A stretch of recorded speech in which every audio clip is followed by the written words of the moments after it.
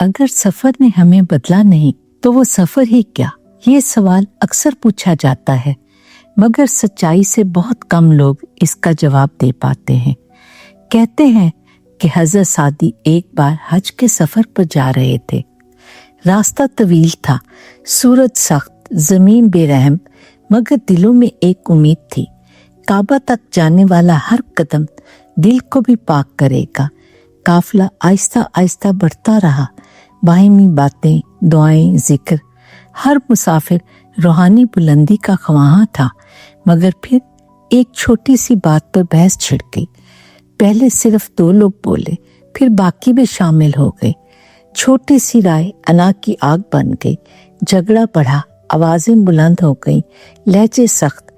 वही लोग जो दुआओं में गिड़गिड़ा रहे थे अब एक दूसरे को काटने लगे।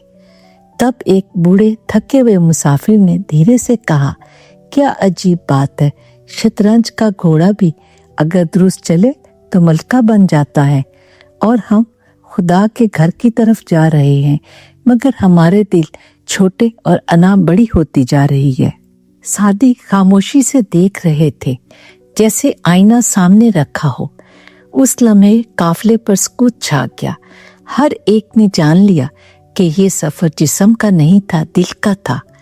और अगर दिल में वही जिद, वही तकब्बुर बाकी रहा तो चाहे कदम काबा तक जा पहुंचे, रूह कहीं की ना रही। सादी ने सोचा, अगर दिल ना बदला तो ये सफर सिर्फ बोझ बन गया, जैसे ऊंट जो मीलों सफर करता है मगर मकसद और मायने से बेखबर रहता है। आखिर में सवाल वही रहता है, सफर का फायदा क्या अगर मुसाफिर ही ना बदले? असल हज शायद वो फासला नहीं जो मक्का तक है, बल्कि वो जो अना से आजिज़ी तक, गरूर से रहम तक तय हो जाता है।